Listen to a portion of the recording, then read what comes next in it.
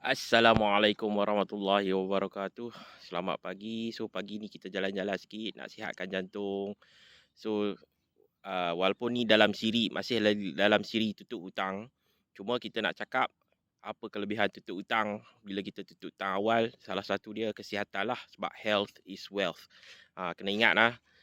Bila kita tutup hutang, kita punya worry, kita punya risau tu dah hilang. Lepas tu rezeki makin bertambah sebab Tuhan dah tulis berapa panjang tentang hutang di dalam surah Al-Baqarah, surah yang terpanjang. Hutang tu wajib dibayar, wajib tulis kontrak, tulis wasiat kan, bersaksikan dua orang bila ada hutang.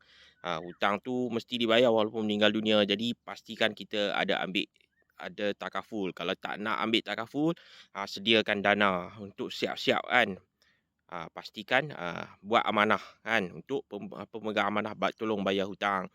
Jadi pastikan orang kata kita jaga kesihatan sebab kesihatan ni penting sebab orang yang berhutang ni biasanya dia depress, dia bergaduh kan, bercerai berlaku bunuh diri sebabnya hutang. Pendapatan tu kita boleh cari kan, tapi bila hutang ni banyak dia jadi timbul masalah. Jadi kita buat-buat cepatlah restructure tu, jangan tunggu sampai rapat dinding bila dah bankrupt, bila dah blacklist kan, banyak kekangan.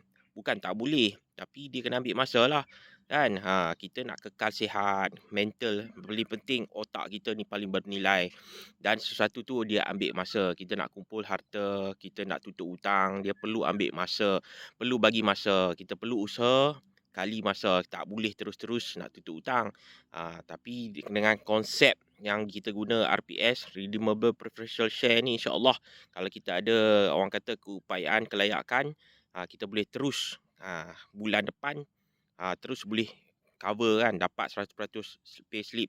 Tapi kalau tak boleh, kita terpaksa guna kaedah konvensional lah, kaedah orang kata hartanah, beli hartanah dapat cashback ataupun refinance. Tapi hutang hartanah tu kena slow-slow lah kan. Kita kena restructure mungkin dalam 5 tahun, 10 tahun untuk tutup balik hutang tu. So dia kena ada satu iltizam, satu semangat yang kuat untuk tutup hutang. Kena ada mindset, fokus. So ini kita sama juga dengan kesihatan kan. Kita nak pastikan mental kita sihat, badan kita sihat supaya kita boleh menikmati lagi hidup di dunia, supaya kita boleh bersyukur, beribadah.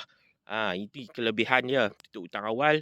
So kita boleh plan lebih awal untuk bersara, plan pergi haji awal masa muda, masa kita sihat kan, plan untuk kita jalan-jalan kan, plan untuk kita buat bisnes. Sebab apa? Bisnes ni dia ada untung rugi. Tapi bila kita tak ada hutang, kita taklah pening sangat kan. So kita ada backup plan, kita ada saving yang cukup. Jadi semuanya kita boleh buat kan bila kita tutup hutang. Tapi bergantunglah kan, ramai orang yang dia bila dia hubungi saya, dia cerita masalah kan. Masalah tu betul, tapi kita kena fokus pada solution. So problem kita identify and then focus on solution. Tapi bila kita buat baby step ni maksud step pertama, step kedua dia tak nak ikut, itu terpulang lah kan. Saya ni hanya konsultan, kita bagi nasihat, advice kan. Tapi ada orang dia dalam kepala dia fikir nak buat hutang je. Bila dia fikir nak buat hutang, dia tak boleh cari solution lain. Dia hanya tahu gali deep.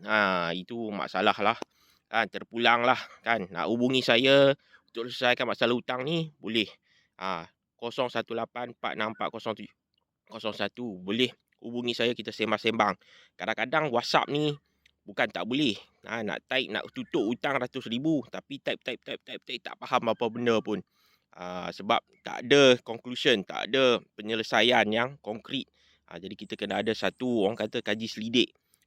So paling mudah buat kita nak tutup hutang ni, buat benda wajib dulu. Apa Allah kata tentang hutang? Kita wajib bayar hutang. Jadi kita kena continue bayar. Jangan kita ignore macam tu saja. Lepas tu kita wajib tulis wasiat. Wasiat kena tulis, senaraikan hutang-hutang kita, senarai aset-aset kita. So kalau kita mati, aset kita cukup tak nak bayar hutang? Kalau tak cukup, sediakan dana. Paling senang ambil takaful kan. Lepas daripada tutup hutang tu, baru kita restructure apa langkah next stepnya, kelayakan kita berapa kan. Baru kita boleh fikir. Kalau orang yang dari awal pun wasiat tak nak buat, takaful tak nak ambil kan, dia punya tu kerana dia rasa benda tu menyusahkan dia, minta maaf lah kan. Pakar tutup hutang pun kita nak buat pun kita kena ikut step. Buat benda wajib, terus nak buat benda sunat tak boleh lah, kan. Tuhan kata wajib bayar hutang, wajib tulis wasiat, tiba-tiba nak buat benda sunat. Macam mana nak buat benda sunat kalau kata solat yang wajib tu tak buat, tiba-tiba nak buat solat sunat, kan. 5 waktunya tak cukup, terus nak solat tahajud, tak boleh lah, kan.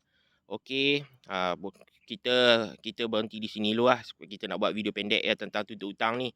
So kita akan sambung dalam next series. Assalamualaikum warahmatullahi wabarakatuh.